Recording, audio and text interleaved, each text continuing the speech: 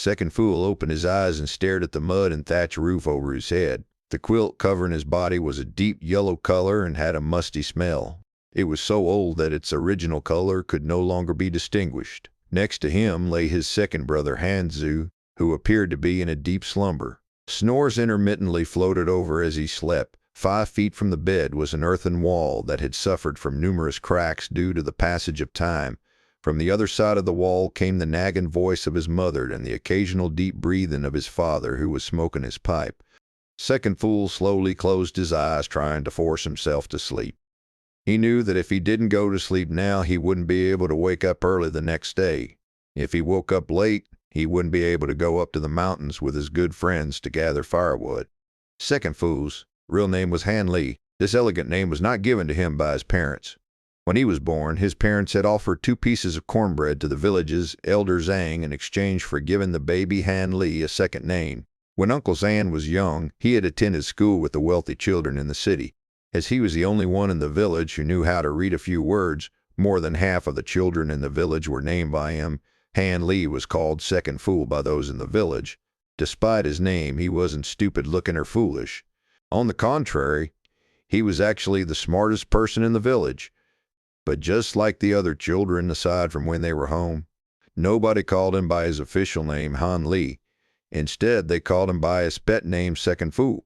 The reason why he was nicknamed Second Fool was due to the fact that there was already someone named Fool in the village. This type of nickname was nothing, though there were children in the village named Doggy and Dumb Egg. These names weren't nearly as pleasant sounding as Second Fool. Because of this, Han Li felt some consolation, even though he wasn't very fond of his nickname. Physically, Han Li was very ordinary. He was tan and matched the generic descriptions of a child born in a farming village. Deep in his heart, however, he had matured faster than others of the same age.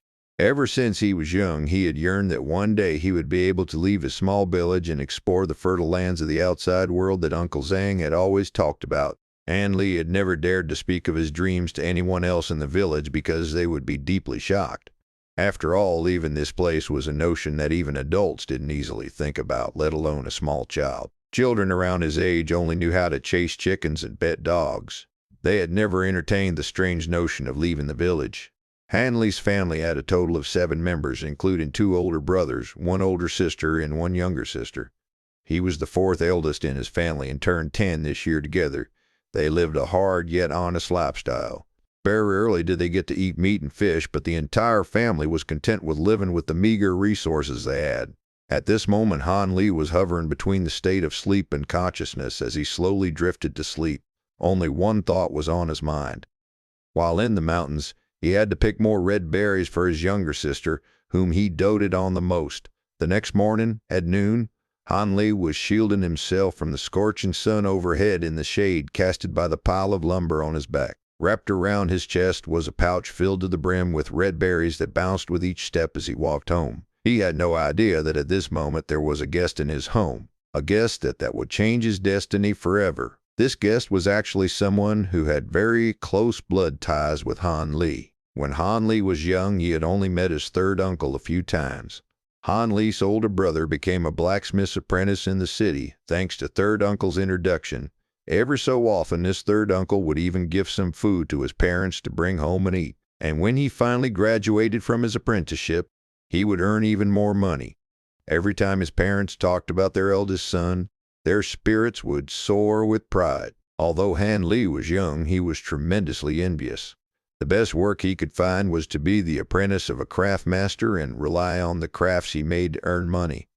So when Han Li saw the brand new satin robes and the round face that belonged to his 3rd uncle, Han Li was overjoyed. Setting down the firewood in the corner outside of the house, he went to the front of the house to greet his 3rd uncle.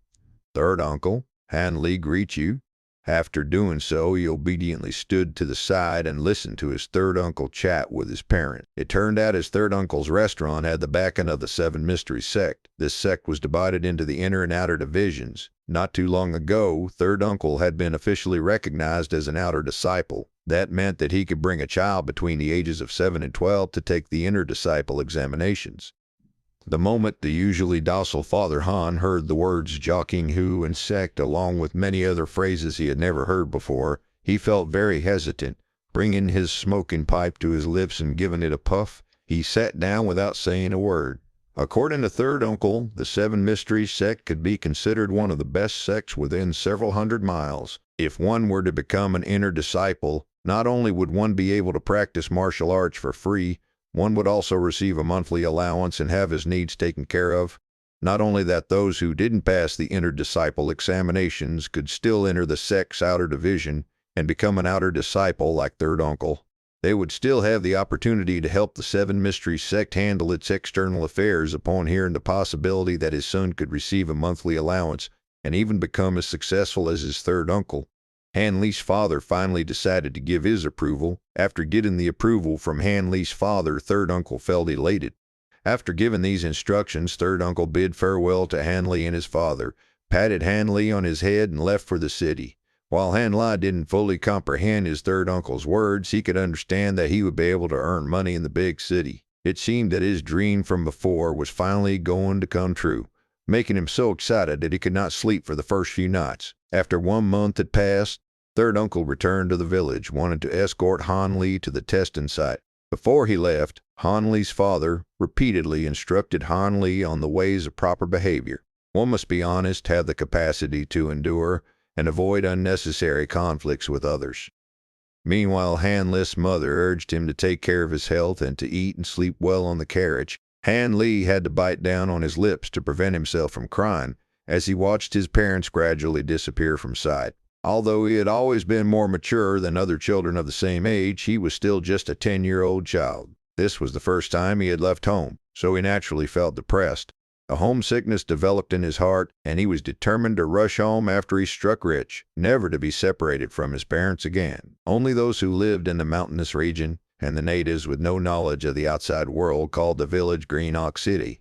The only reason Han Lee knew about this was because he had been informed by his uncle Zam, who had been working as a gatekeeper for more than 10 years. There was also only one tavern in the village, located on its western border.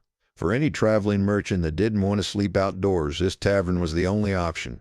There was only one road for carriages in the western part of Green Ox Village. It ran from the gates of the village and the Green Ox Tavern all the way to the Spring Fragrance Restaurant, the only other place anyone would visit besides the tavern. Spring Fragrance Restaurant wasn't big by any means and was actually quite old-fashioned. However, this establishment had a certain charm that was appealing to many travelers. Every day at noon there would always be a crowd of people, making the place constantly swamped.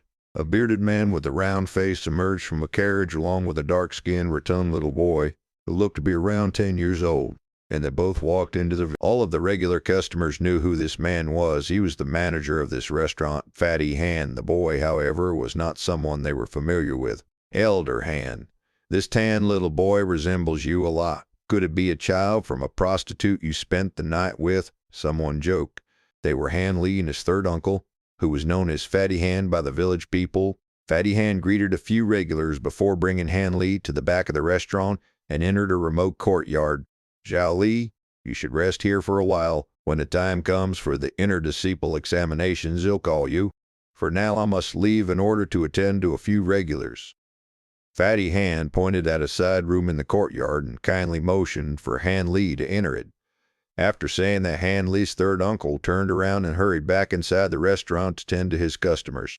As he reached the door, he felt a sudden unease in his heart and reminded Han Lee, "Don't run about. You might get lost in the village if you wander around, so it's best if you don't leave this courtyard." Hearing Han Lee's honest response, he nodded in relief and walked out the door. After his third uncle left the courtyard, Han Lee suddenly felt exhausted. The moment his head landed on his pillow, he fell into a deep sleep and began snoring, surprisingly without the fear of a normal kid staying alone in unfamiliar surroundings. When the night came, a servant came by with some food. Third uncle seemed satisfied with Han Lee's response. He began to talk to him about his daily life and bragged about many of his experiences. Gradually, Han Lee became less shy and started to laugh and talk with his third uncle. In this manner, 2 days passed by quickly. On the third day after Han Lee finished his dinner, he was waiting for his uncle's stories of Jackie Hu when a carriage stopped in front of the restaurant door. This carriage was painted a shiny black color, and even the horse was a rarely seen golden steed. But what attracted the most attention was that on the frame of the carriage was the word mystery, written in silver characters in the middle of a red triangle emblazing a black banner. The image on the banner also emitted an unfathomable air. Seeing this banner, every martial arts expert in the area knew that this carriage belonged to one of the two local overlords in the area, the Seven Mystery Sect. It seemed that an esteemed guest had arrived in Green Ox Village. The Seven Mystery Sect was previously known as the Seven Supreme Sect, and the sect was established 200 years ago by an extremely famous martial master named Sovereign Seven Supreme. Having once swept across and dominated the Jing province and the nearby Shu province for a few decades, the Sovereign Seven Supreme was resoundingly famous. But after he was afflicted with illness, the power of the Seven Mystery Sect took a devastating hit, and its influence dropped drastically. In the end, the Seven Mystery Sect was forced out of the main city of the Jing province by the combined efforts of its rival sects. Thus, 100 years ago, the sect was forced to relocate to an extremely remote area called the Celestial Rainbow Mountain. From then on, they rebuilt their roots in that third-rate region and became a local powerhouse, as the old saying goes. A starved camel is still bigger than a horse. The Seven Mysteries sect had once been a major sect, so it still possessed substantial potential. Once it arrived at Celestial Rainbow Mountain, it immediately gained control over around a dozen towns and villages, including Green Ox Village, and it had around 4,000 disciples, making it one of the two undisputed supreme powers in the area. Locally, the only other power that could rival the Seven Mysteries sect was the Feral Wolf Gang. In comparison, the wealth of the villages controlled by the Seven Mysteries sect vastly outstripped the villages under Feral Wolf Gang's control. Jealous of the Seven Mysteries sect's prosperity, the Feral Wolf Gang made plans to take over the sect's territory, resulting in the long-standing conflict between the two major powers. The conflict gave the current sect leader of the Seven Mysteries sect endless headaches because of the Feral Wolf Gang. The Seven Mysteries sect has been accepting an increasing number of disciples in recent years. After the carriage stopped, a skinny 40-year-old man jumped down. His movements were extremely nimble, indicating that he was a powerful expert. The roads here haven't been peaceful lately because of this. There's a need to strengthen the defenses, thus the elders ordered that I personally come. Don't speak any more rubbish. Is this the child you wanted to nominate? Yes, this is my nephew. I hope that Protector Wang will take care of him. Looking at the impatient look on Protector Wang's face, Third Uncle immediately retrieved a heavy-looking pouch and secretly passed it over to Protector Wang. After he assessed the weight of the pouch, Protector Wang's impatient demeanor visibly relaxed. Fatty Han, you truly know how to conduct yourself. On the way back, I will make sure that all of your nephew's needs are well cared for. Anyways, it is getting pretty late now. We had best hurry on our way.